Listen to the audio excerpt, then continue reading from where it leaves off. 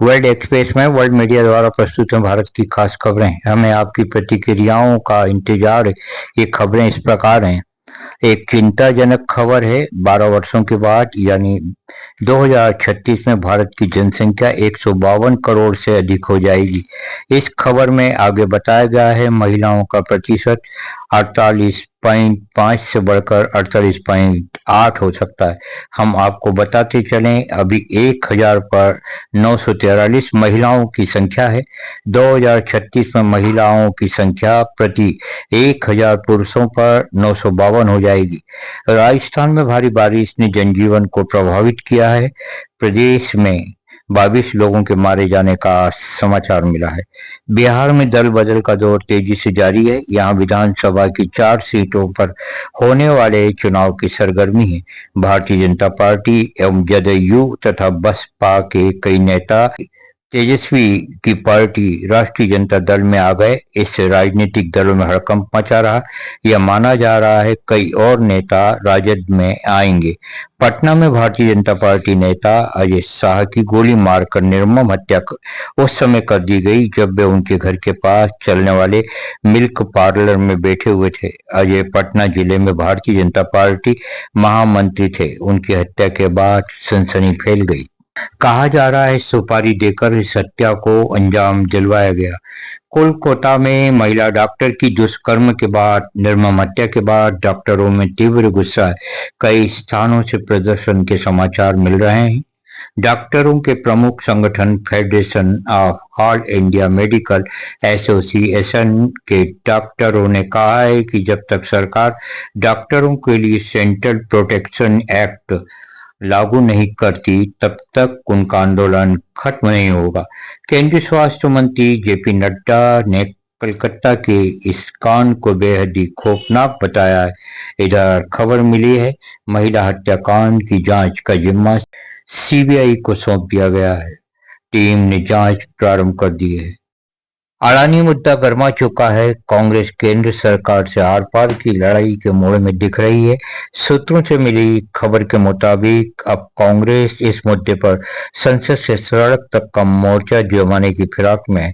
22 अगस्त को कांग्रेस द्वारा अडानी मामले में देशव्यापी प्रदर्शनों की तैयारियां जारी हैं। हिडनबर्ग ने पिछले दिनों सेबी प्रमुख माधवीपुरी बुच को लेकर रिपोर्ट जारी की। इसके बाद विपक्षी दलों ने इसे आधार बनाकर केंद्र सरकार के खिलाफ मोर्चा खोल दिया है। कांग्रेस नेता केसी वेणुगोपाल ने एक संवाददाता सम्मेलन में जानकारी दी। 22 अगस्त को कांग्रेस देश भर में जंगी प्रदर्शन करेगी। कांग्रेस ने इस मामले में आरोपी सेबी प्रमुख का इस्तीफा मांगा है। साथ ही जेपीसी जांच की मांग भी की है। कोलकाता के मेडिकल कॉलेज में महिला डॉक्टर के साथ रेप के बाद हत्या, उसके खिलाफ यहाँ प्रदर्शन हो रहे हैं। टीएमसी के राज्यसभा सांसद सुखेंदु शेखर राय आंदोलन में शामिल हो चुके हैं। उनका बयान सामने आया है। इसमें उन्होंने कहा है मेरी भी 2 बेटियां हैं, छोटी छोटी पोतियां हैं, उनकी हिफाजत के लिए इस विरोध प्रदर्शन में मैं शामिल हो रहा हूं।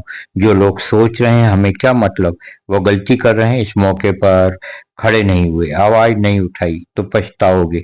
राज्यसभा सदस्य का यह बयान काफी असरकारी साबित हुआ है। इसके बाद हजारों नागरिक महिला डॉक्टर की हत्या के विरोध में आगे आए हैं। आजादी की वर्षगांठ के ठीक पहले राजस्थान से एक शर्मनाक पुलिस वारदात सामने आई है। इसमें पुलिस ने एक सैनिक को निर्वस्त्र करके पीटा। इस संगीन मामले में 4 सिपाहियों को लाइन अटैच किया जा चुका है। पीड़ित सैनिक मंत्री राज्यवर्धन सिंह राठौड़ के पास पहुंचा। तमाए मंत्री थाने आ गए। उन्होंने सिप्रापत थाने के प्रभारी की जमकर लूट उतारी। इस संबंध में मंत्री का टीआई को फटकार लगाते वीडियो तेजी से वायरल हो रहा है। प्राप्त जानकारी के मुताबिक जिस सैनिक के साथ ये शर्मनाक वारदात की गई वो जम्मू कश्मीर में पदस्थ बताया जाता है। शिवसेना प्रमुख उद्धव ठाकरे का यह बयान सुर्खियों में है। इसमें उन्होंने साफ तौर पर कहा है अगर प्रधानमंत्री मोदी मराठा आरक्षण का समाधान करते हैं तो मैं मोदी के साथ हो जाऊंगा। महाराष्ट्र में मराठा आरक्षण तूल पकड़ रहा है। विधानसभा चुनाव के ठीक पहले इस मुद्दे को इसलिए हवा दी जा रही है क्योंकि जीत हार इसी पर निर्भर है। एनसीपी नेता छगन भुजबल ने शरद पवार से इस मुद्दे पर ध्यान देने की मांग की। मातोश्री पर ठाकरे समर्थक मराठा आरक्षण की आवाज बुलंद करते हुए जंगी प्रदर्शन कर चुके हैं। मराठा क्रांति मोर्चा के सदस्यों से ठाकरे मुलाकात कर चुके हैं। महाराष्ट्र में निर्दलीय विधायक रवि राणा का यह बयान चर्चा में है। इसमें उन्होंने कहा है, अगर महाराष्ट्र की महिलाएं मेरा साथ देती हैं तो मैं लाडली बहन योजना की राशि 1500 से 3000 कर दूंगा। मौजूदा सरकार के खिलाफ वोट देने पर ही उन्हें ये लाभ होगा। बिहार के भागलपुर विश्वविद्यालय की गर्ल्स हॉस्टल में दुनिया के खतरनाक सांपों में से एक रसल वाइपर 42 संख्या में मिलने से सनसनी दहशत फैल गई। बताते हैं ये सभी सांप पानी की टंकी में मिले हैं। यह अच्छा रहा, सांपों की आवाज लड़कियों ने सुन ली। वन विभाग की टीम ने सभी सांपों को रेस्क्यू कर लिया है। उत्तराखंड से फिर एक दिल दहला देने वाली खबर सामने आई है।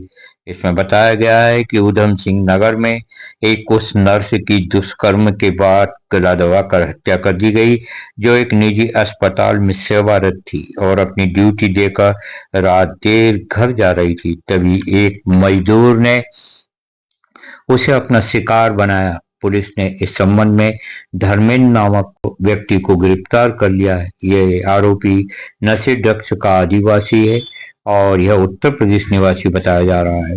प्रधानमंत्री नरेंद्र मोदी ने 78वें स्वतंत्रता दिवस पर लगातार 11वीं बार राष्ट्रीय दिवस कराया। अपने उद्बोधन में आपने कहा कि यूसीसी कानून लागू किया जाएगा और जो भ्रष्टाचारियों के खिलाफ कार्रवाई की जा रही है वो सतत रूप से जारी रहेगी। प्रधानमंत्री ने बांग्लादेश में हिंदुओं पर हो रहे हमलों पर गहरी चिंता व्यक्त की है। बिहार के मोकामा के पूर्व विधायक अनंत कुमार सिंह को पटना उच्च न्यायालय ने AK-47 और बुलेट प्रूफ जैकेट मामले में बरी कर दिया। जेल से उनके रिहा होने के बाद उनके समर्थक भारी संख्या में उपस्थित थे।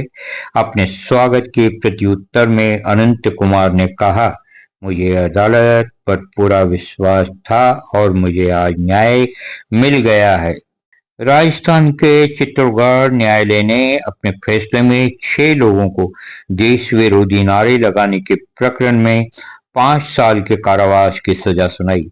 अतिरिक्त मुख्य न्यायिक मजिस्ट्रेट ने यह फैसला सुनाया।